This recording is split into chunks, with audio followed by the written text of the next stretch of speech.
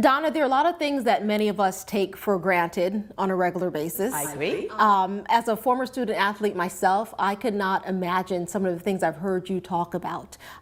For instance, walking into a space where you didn't feel welcomed as an athlete. I've always felt welcome, but for you, you felt like you, as a woman, you weren't expected to do certain things or be a certain way. In particular, you went back to your school days. Can we go back to that and some of the things you experienced, perhaps them not even having a team for a woman? Right. There just wasn't many of us, right? And so when there aren't many of athletes that look like you or behave like you or have resources or accommodations for you, it's different.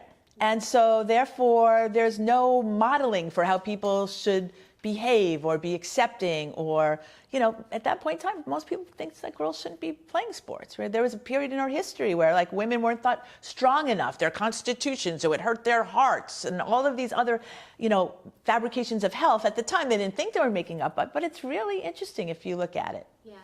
Your coach in, I believe it was high school, tennis coach, he became your coach after what exactly? Can you tell us about that encounter? I played lots of sports in high school, and which I still believe is really important for our kids. And I decided I wanted to play tennis. It was the time when Chrissy and Martina were really out there, and they inspired me. And so I decided I wanted to play on our school's tennis team. And there wasn't a tennis team for girls. And to this day, I often reflect what made me at 14, 13 years old go up to this coach and say to him, "Coach, I want to play on the boys' tennis team." And that moment's so pivotal now as I reflect, because in his gruffy voice, you know, he said to me, "Donna, if you want to play, you know, meet this guy on Tuesday at 4 o'clock. And he didn't have to do that, but he did. He gave me an opportunity. I seized that opportunity. I met Marty at 4 o'clock on Tuesday. I beat Marty at 4 o'clock on Tuesday. And by 5 o'clock on Tuesday, I was officially a member of the boys' varsity tennis team. And it was really, in retrospect, astounding. There wasn't any girls that I was aware of. Some said in the state of New York or wherever it was, but there probably were, that were playing on boys' teams. And then here I was. And the headline in our newspaper was, "What about the showers?" And I'm thinking, like, how about how great this athlete is or something? No, how about the showers? And I'm thinking, you're all so silly. Girls don't sweat. Donna, being so bold, that has to come from somewhere. Can you tell us a little bit about your background? Is it your mom who taught you, don't worry about anything, do what you need to and go for it? Where did that come from? Was it your dad? Give us some insight. I think my parents were both very hardworking, right? So work mattered, input, effort mattered, and results mattered, right? You know, my parents were like straight A's or don't come home. I didn't say I came home. And my mom was and remains. If anyone knows my mom, she's visible around the city. God bless both my parents are here. And, you know, she's about saying what you think you should say and pursuing, you know, my mother's famous statement to me, "If you don't ask, you don't get." And maybe, you know, as a child of poverty herself, felt like if she didn't ask, you know, maybe she didn't eat. You know, or she didn't go places she wanted to go. And I think there's something in that for all of us who grow up in our household. Do you mind going into that just a little bit? Your mom being a child of poverty, I didn't know anything about that. Well, my mom grew up, you know, the youngest of four. Her other siblings were way older than her. She lived with my grandmother. My grandfather would visit once a week. He always had change in his pocket and maybe a sandwich. But, you know, it was the two of them. And she made it out of... And she, yeah, I mean, she was ambitious. I mean, the great story about my mom is when I went to college, she had never gone to college. So she decided she'd come to college with me. And she did. Yeah. And we're so proud of her. She told me the other day, she goes, "When I got my degree, I felt strong and independent." Yeah. Oh, that is awesome. And she's here with you now in Jacksonville. Yes. Mom and dad. Yes, they live around the corner. Yeah. And well, tell us about that relationship. It's good to have them nearby, I'm assuming. It is good to have them nearby, but I always have to remind my mom, like, "Mom, like, I have some things to do." Like, she's always like, "Well, how about this? How about this? How about this?"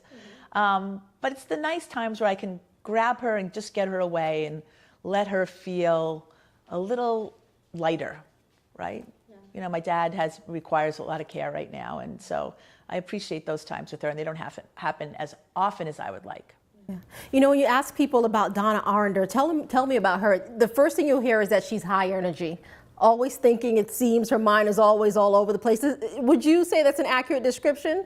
Do you calm at any point, calm down and slow down? Oh, I guess it's all relative, right? You know, my mind is very active. My body likes to be active. I'm a former professional athlete, so I trained my whole life, and it's something that's ingrained in me. And so it feels comfortable, and it feels normal for me. It works for you. It really works for me. I love to read. I love the theater, and I love movies. So it's not like I don't have the ability to kick back. I do, but maybe that's what most people don't see. No, they don't. But you do have that ability. I want to jump right into the WNBA, your experience there, because I thought it was interesting some of the things you said about your experience there. I want to know if there's anything that surprised you when you got there, because I think there's some things you probably made some assumptions about walking into it, correct? Well, listen, the basketball world is a world that I know and love and grew up in. I had spent 17 years at the PGA Tour, living right here in Jacksonville Beach in Duval County. And I was shocked, and I was shocked when I got to the WNBA. I was shocked by the attitudes and the bias and the racism and the sexism and the homophobia. I was shocked by how much disregard. I mean, there's a lot of love and affinity for women's sports, but just how dismissive people were, how people told me every single day that this would never work. Every day there were people that were not either they were forecasting doom and gloom or predicting failure. You know, if anything, it fortified me. Yeah, because you just said failure with a smile on your face. It wasn't an option, and there was too much at stake. And I remember my husband coming to me once. He said, "You will not quit," as if like I've never quit anything. I said, "No," because he saw how much pressure I was under and the demands. And we had two small children, like you had twin boys. And but when I went out into the arenas, first of all, when I interacted with our athletes, who were incredibly beautiful, thoughtful, this combination of grit and grace, I didn't want to let them down. But then when I was in the arenas and there's all these families, there's dads with daughters, there's single men, there's single women, there's women, all of it, where this sport not only brought them joy, because the entertainment value was fantastic, but also brought them meaning about opportunity and equity and equality. I felt a heavy load to make sure that this lived to the next day, and the day after that, and the day after that. And so I can honestly tell you that I'm very proud of the part, however big or what it was, that I was able to play in making sure that season 27, right? And yet again, expansion for the league is on the horizon, and the skill level of these players continues to grow, and all of these other wonderful things that, you know, playing sport and then having a professional league to aspire to adds to community and society. We're doing an excellent job in the WNBA. The women are performing at a level excellence, and still not getting the respect that they deserve. Yes. I think because I understood, and I still understand, and we're seeing it actually dissipate some. We're seeing a seismic, maybe, I'm hoping, shift in attitudes, but behavior is so ingrained in the culture, right? And it's expressed economically. I always felt like I was sitting on the cusp of the wave where culture and commerce met.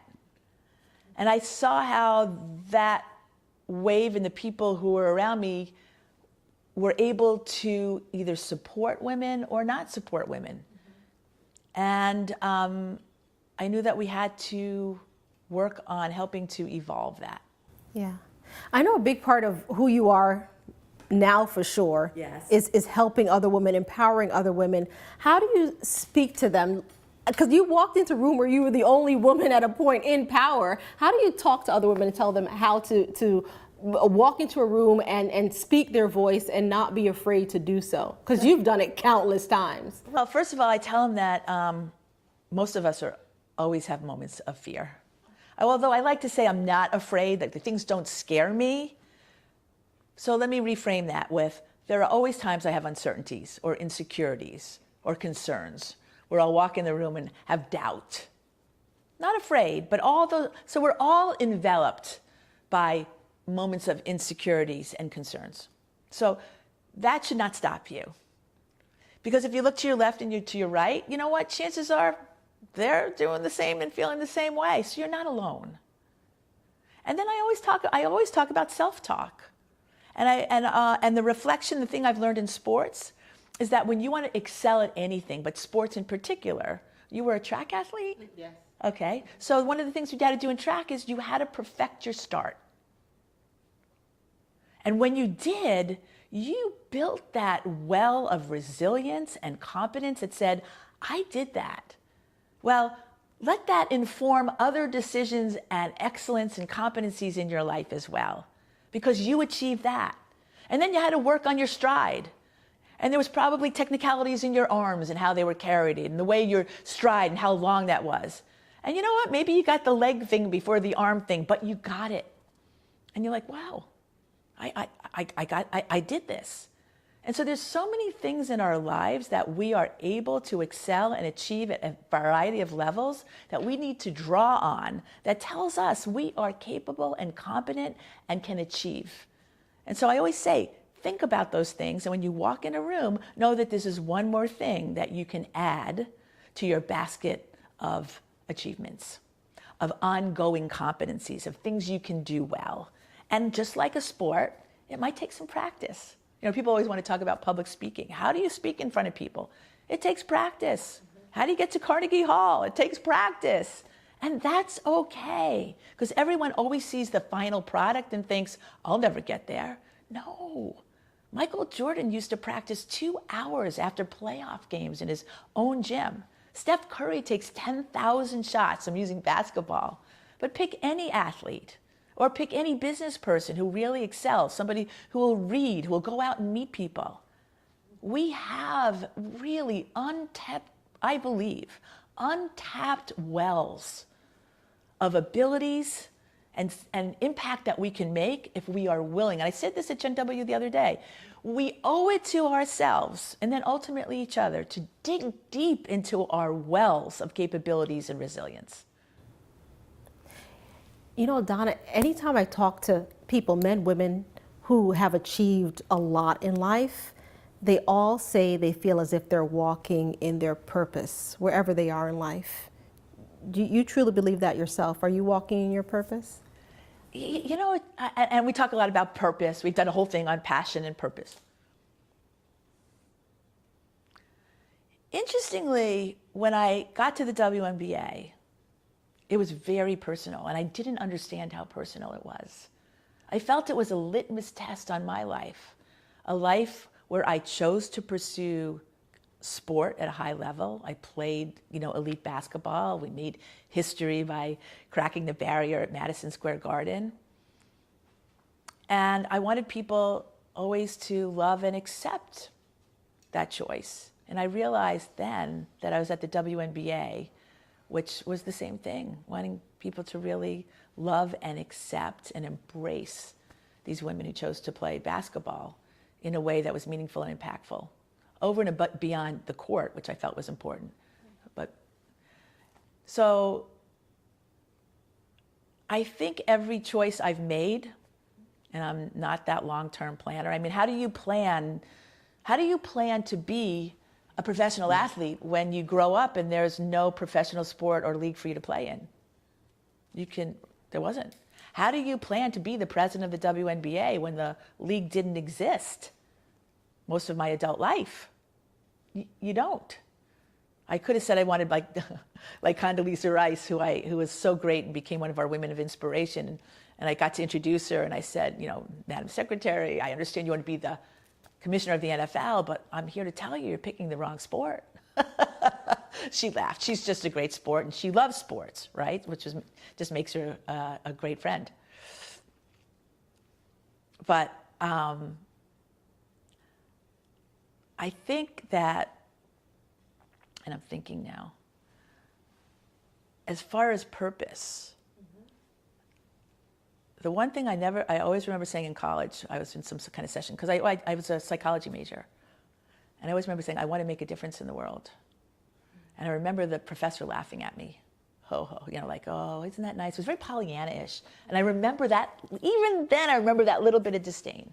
I wasn't sure how it was going to happen, but I knew if I was going to spend time on this earth, I wanted to make it have value. Why did you decide to leave the WNBA? It was time. It was time. I'd spent 6 years all-consuming. Everything they said we could not do, literally, we did.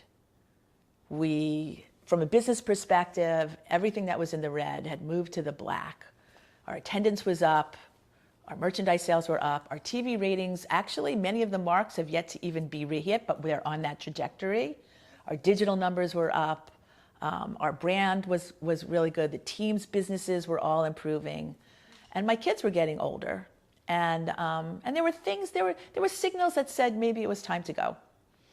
And it was time to come home. Because it's funny, women and men now too, it's important to talk about, you know, how do I balance life? Well, you know, life is not, maybe life is a balance beam. And you're on one leg and you're here, and your other leg is here, and then you find yourself in the middle. Well, that is life. And so it was probably time for me to like rebalance it. My husband had become mayor of Jacksonville while I was away. Every restaurant when I came home and went to, AMG's here! Because my wife's here. I'm like, yes, hi, it's me, I exist. And I also know that our kids, they needed me more, I think, and I think I needed them too. I'm glad you mentioned the twins, because initially before I started reading a little bit more about you, I automatically assumed the kids were the number one reason why you said it's time to step away perhaps from such a demanding position. But they were just a part of your choice, correct? Just a part, because you mentioned a lot of reasons why. My kids, they were the leading, my kids were the leading reason for me to come back. But they did spend 2 school years in New York. And then my husband. So this was, you know, we have it's funny, I said this at Generation W. In our family, it's Generation We. Everybody's a part of we. And I am so happy at this stage of their lives, they include me in their lives, that we're still we. I mean, they both are pursuing their dreams and missions and businesses. But I always felt like for work to work, it had to be more integrated. And my kids got great exposure to amazing things. You know, at 5, they were ball boys at Michael Jordan's last All-Star game. And we went to the Beijing Olympics together. And, you know, those things come at a price, but they also came with, you know, benefits. A big part of this, the Changemaker series, is not just to delve into your business, but it's also to inspire, because a lot of people I speak with, including yourself, are very inspirational figures. And I know there's a lot of moms that are going to be watching this, wanting to hear from you about what it was like juggling things. You were really up there, Donna. You still are, as the head of the WNBA with these 2 boys. What was that like? I mean, I personally don't believe there is such thing as balance. Certain things have to take precedence on some days, but what was that like for you, and how did you get through it? It was interesting. I would plan my schedule as best as I could. So if they had basketball on the weekend and you didn't know I was working during the week, I'd be at their basketball games on the weekends. Right? It was almost like no one knew where I was during the week. They, of course, did. When they were in New York, they would come up to the office. We had basketball hoops. Everyone remembers my boys, you know, with these soft basketballs on the 17th floor, like playing basketball. And then I still have on my desk, they would leave me these most adorable notes on my bulletin boards and things like that. And then we would go to the garden together. We had lots of activities that we can do, and they were in a new school. Change was hard, but you know what they came away with? And we talk about it. They came away with understanding that they can do change, that we're all resilient, that you can live in different environments, and you don't have to choose. You can have and, you don't have to do or. Wow. You know, talking to you so many times makes you just stop and think. That's what you do. That's the Donna Orender effect. I think it's good to think. Yeah. I think it's good to take a step back. Mm-hmm. I think the world rushes at us very quickly, especially, you know, when you think about the impact of technology. It speeds things up. And so you asked me if I can slow down. It's good to take a step back and say, why am I doing this? What's pushing me in this direction? Are those good things or not so helpful things? And think where you might want to readjust your path. And I think I've always felt that, you know, the same trodden route can feel comfortable, but I have no trouble in thinking about cutting new paths and feeling the excitement and the new learning in that. Donna, what do you want your legacy to be? What do you want to be remembered for? I honestly don't like that question. I'm not really comfortable about death. And yet, the idea of legacy does come forward because, you know, people always say, oh, you've achieved so much. Okay, I mean, I've done things that I felt were important where I could make a difference. I mean, honestly. And I talk to my mom a lot, and I know it's important how she feels that she has left a mark. And so when I think about legacy, I think you want to feel that what you've contributed is recognized in some way. I don't do it for that at all. But I can tell you that the notes that I get from different people along the way are meaningful, and they're affirming, and they're validating, and they're encouraging, and it's what we all need, I believe, to continue on our paths to not only be the best people we can be, which is a challenge every day, we all know that, but also to take the next step and help people around you to be the best that they can be. Because I truly, truly believe so much of what ails us today is rooted in this fraying of community and true, authentic connectedness that we think technology is giving us, but honestly is undermining us. And I'm not saying technology is bad. I'm just saying when you take a step back and I was a psychology major, I still read things on behavior and mental health. Is that what enriches our life? Is conversations that you have with people you may know, you may not know, but where you can truly dig in and feel that you can be you and they can be them, and you can learn about each other and maybe even unite to do things that are good. You keep on taking this interview in different directions.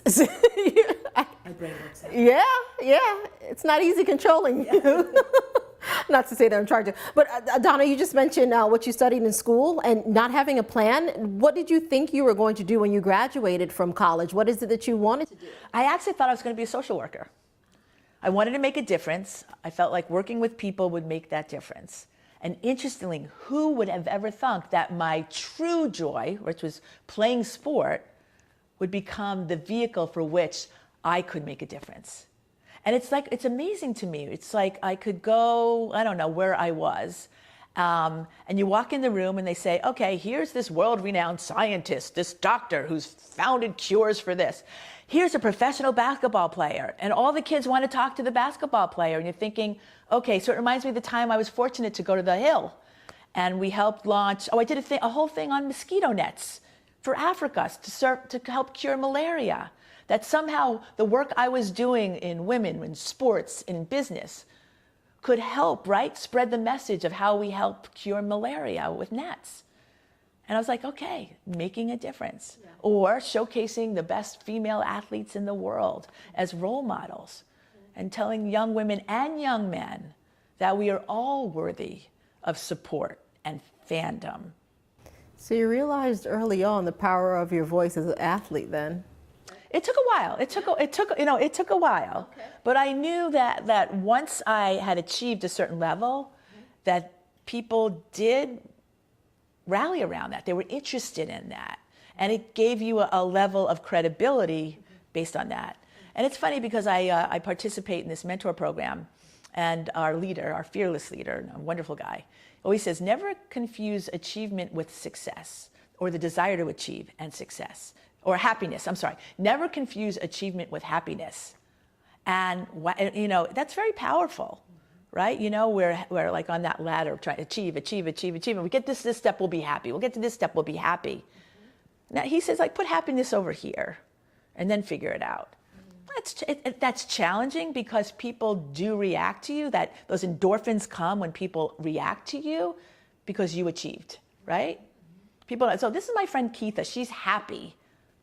Here's my friend Keitha. She's a world-renowned reporter who does amazing interviews. That's the achievement piece of it. It's an interesting dichotomy, I think. It certainly is. Does this sound familiar? You can cut all that out. That's me. I'm not cutting out anything. Does this sound familiar to you? When women come together, we are difference makers. Who said that? Probably. Did I say that? You did. I said that. I also say when women come together, magic happens. Magic really does happen. And that observation happened when I was in New York many, many years ago, which was one of the first little gems that I put away in my pocket before we created Gen W. I just sat in a room. It was in New York at a NBC, and there were all these women from all of these major companies. The joy that they got to meet and greet each other, to say hello, to find out, was so amazing. And I said, there's something really powerful here, and I'm going to remember it, and I'm going to try to also continue it. You mentioned the spark for Gen W, and if you can, just do that on camera for me. Just tell me about that.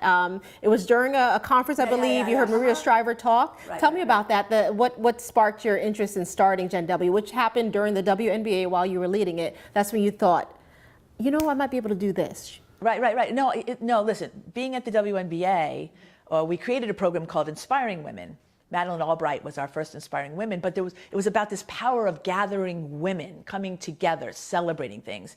And then during that time, I was invited by Maria Shriver, who was the wife of the governor of California. And California was well known for doing these women's conferences.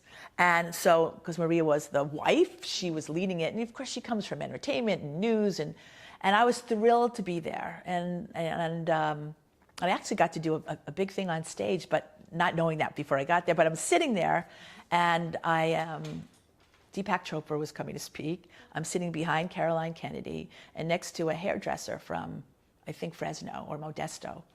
And I'm like, this is it. This is it right here. There were 15,000 women. I said, it is this mix of women from everywhere in all places coming together to fuel and feed their souls and share. And I said, I want to bring this to Jacksonville. This is what I want to do. And I said it I was with a friend of mine who was the CEO sponsor. I said, I want to do this in Jacksonville. And literally, I don't know whether it was a year or two later, I came home and started this idea of taking all the best things I had seen, whether it was the Fortune Most Powerful Women's Conference, all these conferences that I've seen, and pulling the best things from my perspective, and then utilizing my production background, because really my background is in writing, producing, directing, creating programming, advertising, all that stuff, and producing an event that I thought would be a thought leadership dot on the map for Jacksonville, Florida. You made it happen. And we made that happen. We made that happen. There was a lot of people that made that happen, but we made that happen. And, you know, I'm very proud of what we've been able to achieve so far. I think it says that Jacksonville is a place that people don't expect us to be. I guess there we go again. creating places, right, where people don't expect something and you deliver that, whether it's a young girl athlete or creating a women's event that's inclusive of everybody about thought leadership in a city heretofore people did not expect would host it.